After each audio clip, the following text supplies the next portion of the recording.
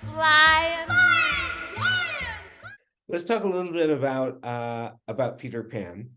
Um, the the title role is pretty much always played by a woman. Why is that?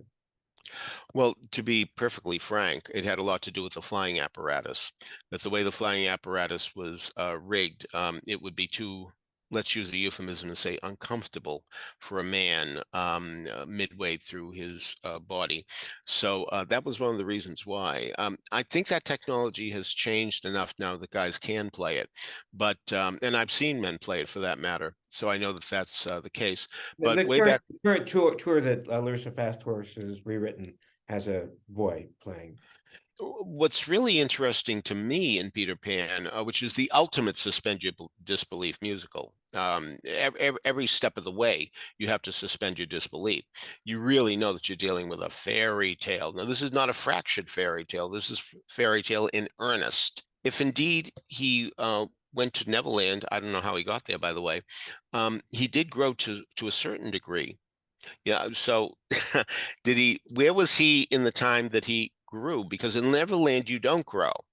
But going from the day of your birth to being the Peter that we know is a good amount of time. So this show really does defy logic in so many ways. There's Peter looking for his shadow.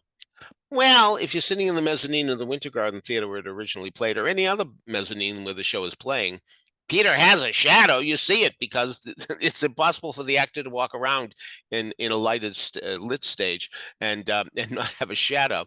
So that's kind of crazy as well. There are a lot of unanswered questions. Indeed, why indeed after Peter meets Wendy, Michael, and John after 2 minutes is giving them fairy dust and they can fly. Notice none of the Lost Boys fly. Wouldn't you think the Lost Boy would be furious that these kids that he met 5 minutes ago are suddenly flying and they can't? That's pretty bizarre as well. You would think that they would really stage a rebellion as a result of that. So, and then again, Captain Hook, I mean, playing with children, good Lord, I mean, so you really do have to suspend your disbelief to enjoy the show. Wow, let alone that a dog is a nurse to the kids. I don't know how much power she would have in being a nurse, so that's a problem as well. But you either go with it or you don't. I mean, if you have a logical mind, you may have trouble with Peter Pan, but you're supposed to put all that aside and just enjoy it for what it is. In your mind, is there one person who really it is responsible for its quality? Well, I think we have to go back to James Barrie. What's very interesting about the credits of Peter Pan, if you look at the window card, you will see that the composer and the lyricist, both both composers and all three lyricists are mentioned on the window card, the posters, but there's no credit for book. Why? Because they essentially took James Barrie's text and they didn't do anything with it. So without James Barrie, there wouldn't be a Peter Pan. But it really does indicate that indeed the creators really felt that his play was the be all and end all, that they were just adding songs to it. That's all they would do. Not that that's such a small thing, but I mean, usually there's a big revamping when shows are adapted to the stage. Not always, and certainly less now. But in those days, you really want to have a new product and do something wildly different with it. That wasn't the case with Peter Pan. They really stuck to the template. So James Barrie deserves credit for the original play and the musical. Who's this show for? Probably for kids who wouldn't ask the questions that I just asked.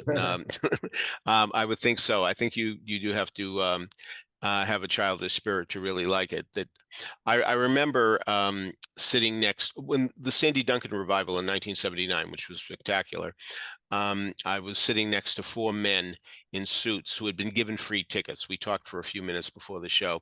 They said, "Yeah, but we're here for a convention. They gave us free tickets, so we're here." And you could tell that they were tremendously bored, and you can tell that they were really thrilled that the show was in 3 acts because the first act was shorter than usual and they could get out and that was it. They left right away. So yeah, it's a kid's show. Peter Felicia's Broadway appears in every issue of the Broadway Maven's Weekly Blast. Sign up at thebroadwaymaven.com.